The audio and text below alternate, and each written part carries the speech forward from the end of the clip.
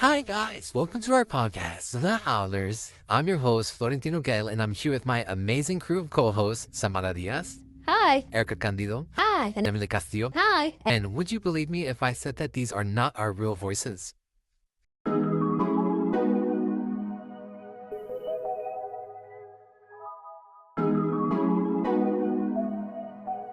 See how easy it was to replicate our voices? It diminishes the emotional context of what is being said. This can also be said about how AI generates art. It's a way to convey a story through the creative minds of people, and it generally has no limits.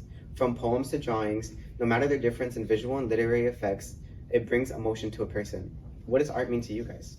Yeah, it's crazy to me how easy it is to generate something that human-like. Art to me is something that a person uses their imagination and skill. It could be something that shares a message, personal feeling, or a story with the world.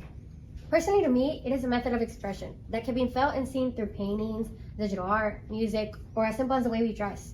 It's a story of how different people present themselves and the message they are trying to send. Everything around us is perceived differently, as Emily and Erica just mentioned, telling a unique story. And art is the creation of one's personal imagination, likes, dislikes, all combined into one artwork, allowing a person to express themselves vividly. AI, though, on the other hand, it only fulfills the person's requests and accommodations of what they ask. Interesting to me how art has many meanings to everyone, but knowing AI can replicate someone's voice or create artwork that humans have created since the beginning of time is unsettling. Right? And the usage of AI is nothing new to the art world. But recently there has been an increase in AI usage, such as in TikTok, Facebook, Snapchat, and Instagram. That's so right. Did you guys hear about the song recently that got caught out on TikTok for the usage of AI? I did. What? I did hear about it recently. People thought it was insanely good singer, but it turns out it was just AI. Look.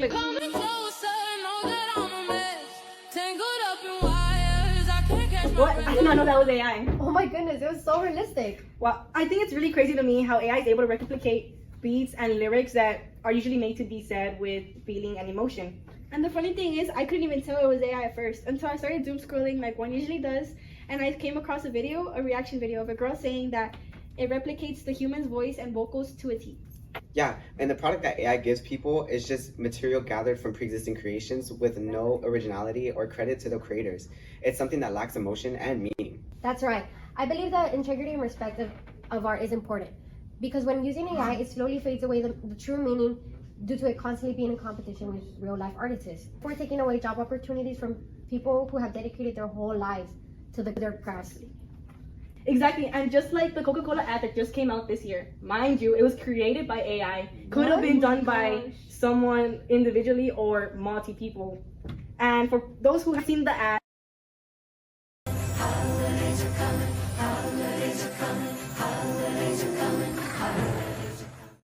The generative material not only takes away from the artist that created this artwork, but it also takes away the recognition and the clientele that the artist could have potentially been hired for.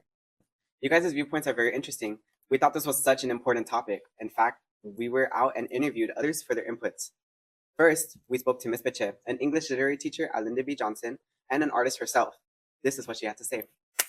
We got to consider if this was our art that was being duplicated, we would want some sort of credit, some sort of recognition. While I think AI is a great tool to help us brainstorm, to help us become inspired to create our own art, to have an AI image published as our own, I feel is an ethical violation. So I feel like eventually AI is going to develop, it's going to get better as we go along. That was really great insight from Miss Beche. I really enjoyed how she was able to dissect everything and give us the pros and cons of how AI helps for her and how it helps for other people, but also how it can affect artists and the content issues. and adding on to that, I think she did a really good job going more deeper into it and giving us more insight about how AI affects the world. I also really like how Ms. Mitchell talks about how AI is able to benefit others as well, like giving us inspiration for other things. Like the example that she used was how AI creating a work can also give ideas to real artists, and that way it gives AI life in a way by living through someone else's work. AI is similar to a chef who knows all the recipes in the world but can't make a new dish. So he uses parts of recipes he already knows to create a new dish. This is similar to how AI functions. Guys, this is all for today's episode. We hope this gives listeners something to think about regarding on how AI affects the art world. And if you guys enjoyed today's episode, make sure to follow us on our social medias at The Howlers. And if you have any conspiracy theories, true crime topics that you want us to cover, just let us know. And Thank you for tuning into our podcast, The Howlers.